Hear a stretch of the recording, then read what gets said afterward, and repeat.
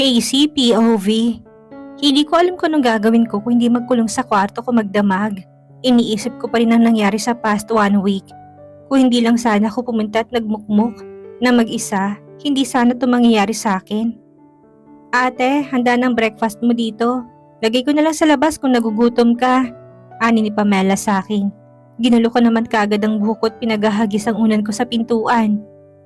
Pagkatapos akong break upin ng ex ko, ganito mangyayari sa akin. Ano bang meron sa buhay ko? Oo, may kasalanan din naman ako pero hindi naman ganun kalala, di ba? Naging mabuti akong tao sa lahat ng nasa paligid ko. Bakit yung sinukli sa akin? Anak, Casey, lumabas ka na dyan at mag-usap tayo. Huwag mong hayaang masira ang buhay mo, anak. Nandito pa kaming pamilya mo. Ani ni mama sa akin habang kumakatok. Pati sila mama at papa, nahihirapan sa akin. Ako yung pangalawa sa magkakapatid. Dapat ako yung tumutulong sa kanila. Pero ako pa yung nagpapahirap sa kanila. Pumagulhol na lang ako at pumunta sa sulok ng kama ko at sabay yumuko. Casey, tanggapin mo na lang ang nangyari. Wala ni, nandyan na yan. Ano pa bang magagawa mo? Anak, para na rin sa amin, masakit ang nangyari sa'yo.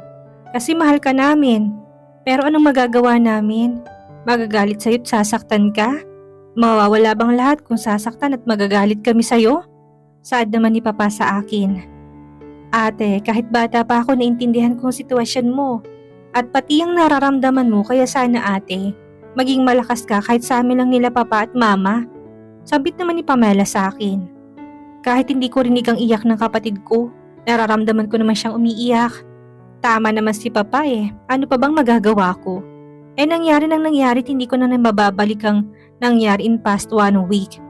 Tumayo ako't nagsimulang maglakad hanggang sa binuksan ng pintuan. Agad naman ako niyakap ni Mama, pati ni Pamela. Pa, niyakap na lang din ako ni Papa at saka umiyak ng umiyak. Sobrang na-miss ko silang tatlo. Miss ko yung mga yakap nila sa akin. Anak ko, huwag mo na ulit gagawin yun ha? Nag-aalala kami sa'yo. Tanggap ka namin kung anong sitwasyon mo anak ko. Mahal na mahal ka namin. Sabay yakap ulit ni Mama. Pagkatapos ng pagsasamo nila sa akin ay nakaupo na ako sa lamesa at kaharap na sila Mama at Papa. Si Talia, pinaakyat na muna ni Papa dahil para lang ito sa mga matatanda. Sige anak, ikwento mo sa amin ang nangyari sa'yo at sinong gumalaw sa'yo, Casey. Ani ni Papa sa akin. Huminga na muna ako ng malalim at saka pumikit at saka nagsimulang ibuka ang bibig ko. Flashback. I have something to tell you, Casey. Sabi ni Owen sa akin. OMG, ready na ako sa sasabihin niya. Kahit na 1 year pa lang kami pero inaasam ko na kagad na magpakasal siya sa akin. Ano ba yun? Ani ko kagad sa kanya na may halong ngiti at galak sa kanyang sasabihin. Let's break up. Sambit niya sa akin na kagad ako napatigil at tumingin sa kanyang mata. Owen, kung prakto. Please, hindi ako natutuwa. Saad ko sa kanya. No, this is not a joke, Casey. Please, let me go. Ayoko na. Sambit ulit sa akin. Tumulo kagad naman ang luha ko at kita ko sa kanya na seryoso siya sa mga sinasabi niya. Wala naman akong ginawa, diba? Wala naman akong kulang, Owen. Lahat ng pagmamahal na meron ako sa sarili ko, binigay ko lahat sa'yo. Ani ko sa kanya. Wala kang kulang sa akin. Wala kang masamang ginawa sa akin, okay? Sambit ko sa kanya. Pero ano tong ginagawa mo sa akin ngayon? Bakit ka nakikipag-break up? Sigaw ko sa kanya. Wala akong paki kung pinagtitinginan kami ng mga tao. Nandito kasi kami sa playground kung saan kami una nagkakilala. May iba na ako, okay? I love her, Casey. And nag-propose na rin ako sa kanya. Sambit niya sa akin na kagad ko naman siyang sinampal. Ang kapal ng mukha mo. Minahal kita, Owen. Napaupo na lamang ako sa kalsada at ginugulo ang buhok ko. Please understand me and let me go, Casey. Aniya sa akin. Umalis ka sa harapan ko. Huwag ka na magpapakita ulit sa akin, Owen. Saad ko sa kanya at saka siya umalis sa harapan ko. Wala naman akong ginawang masama sa kanya. Lahat ginawa ko para maging worth it sa kanya. Pero hindi ko alam kung bakit nagkakaganito. Akala ko magpo-propose siya sa akin pero sa iba niya ginawa. Ilang oras akong nakaupo sa kalsada at may naguhulog sa akin ng mga barya na akala nila'y pulubi ako. Hanggang sa tumayo ako at nagdesisyong pumunta sa bar. Since 25 years old na rin naman ako, kaya makakapasok ako doon. Ayaw ko rin tawagin si Shyla at baka hindi pa ako papayaging makapunta sa bar. Pagkapasok ko sa bar ay sari-saring ingay kaagad ang bumungad sa akin. At puro mga usok ang mga ito at maraming sumasayaw sa gitna. Kaya umupo kaagad ako at uminom ng alak. Hindi ko nga alam kung anong alak ang ininom ko. Bastang sinabi ko lang kahit anong alak. Basta yung malilimutan ko lahat ang nangyari ngayon. Marami na rin ako nainom at nahihilo na rin ako sa lagay ko ngayon. Hanggang sa pumunta ako sa gitna at mag-disco-disco. Wala akong pake kung sinong lalaki ang maisayaw ko. Hanggang sa may lumapit sa lalaki sa akin dahil sa madilim ang bar. Ay hindi ko makita ang mukha ng lalaki basta nakahawak ako sa dibdib niya. At siya'y nakahawak sa bewang ko. Matipunong lalaking ito't sa palagay ko, 6 ang abs nito dahil malaki ang katawan nito at matangkad pa.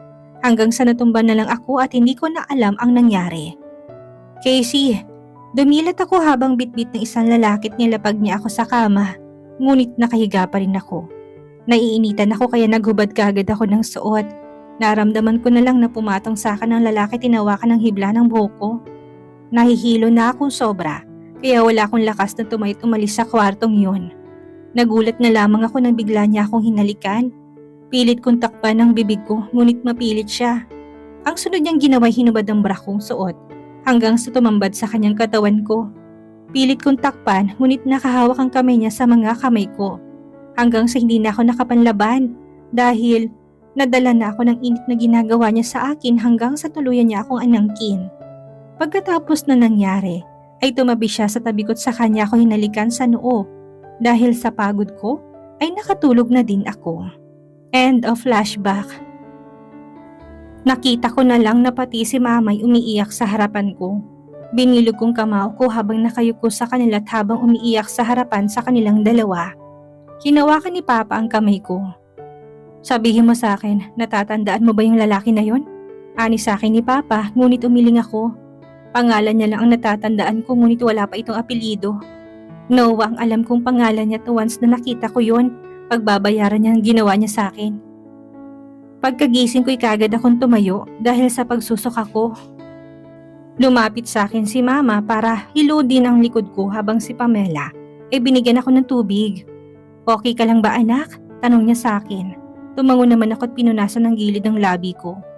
Gusto kong hanapin yung lalaki na yun at pagbabayarin yung ginawa niya sa akin.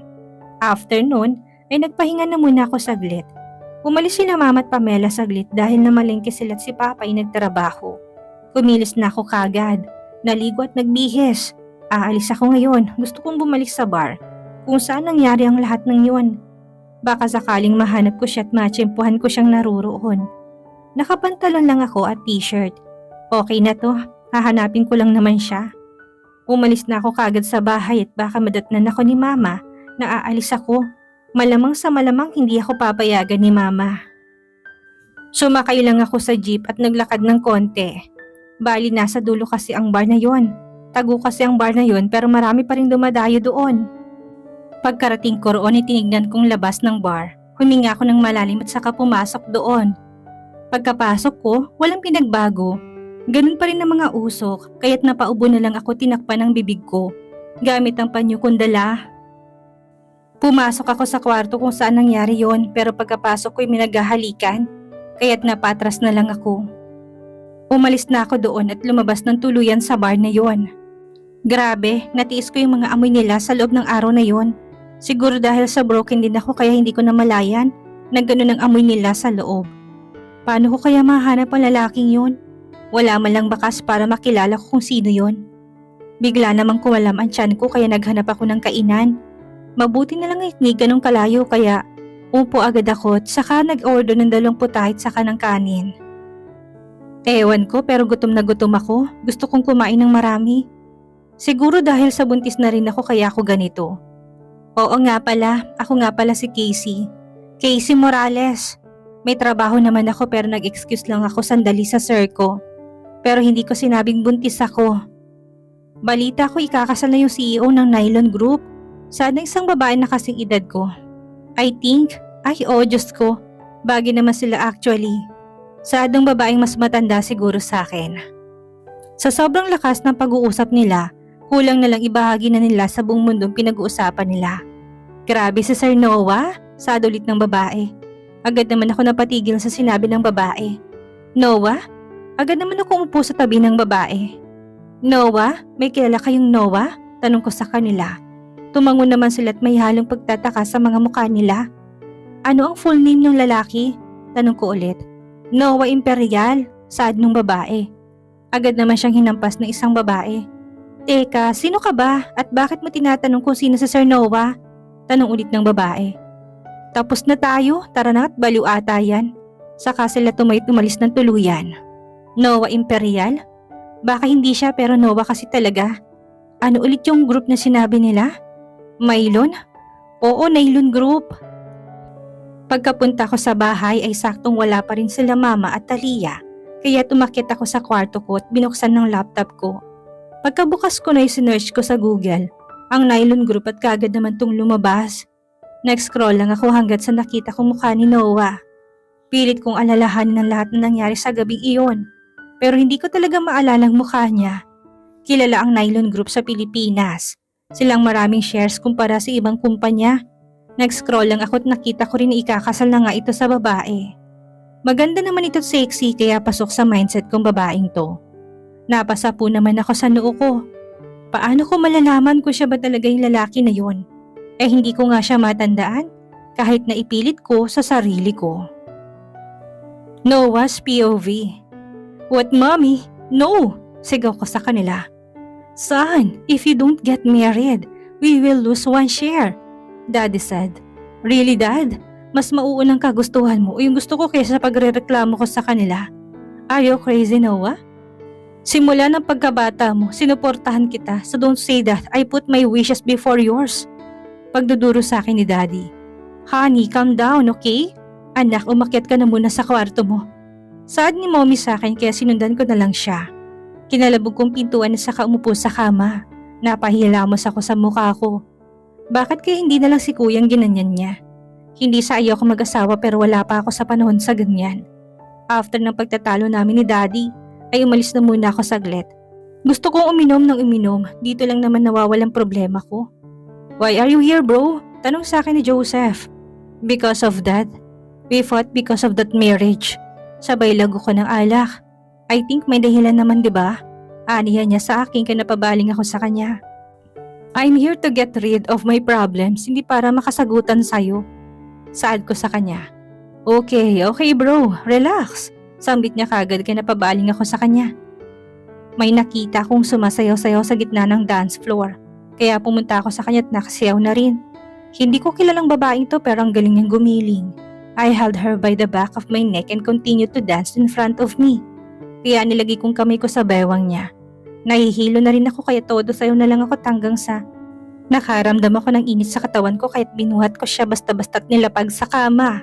Hinalikan ko siya ng mariin. Yung halik na hindi ko pa nararanasan sa ibang babae. Sa kanya ko lang pinaranas.